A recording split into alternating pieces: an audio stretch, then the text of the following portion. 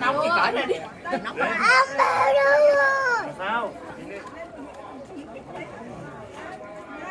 Té nghe không có ba mẹ nó té đáng chịu nha. Không á.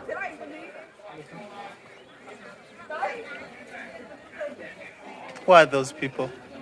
Monks. Yeah, a bunch of monks, but I'm not sure where they come from. Hey, what? Quên ơi. Đa phần người ta chỉ trong gì đâu cho Have you ever been here before? No. It's your first time. Unfortunately, no, yeah. Oh, that's nice. So I'm not sure what we are facing up there, you know. Yeah.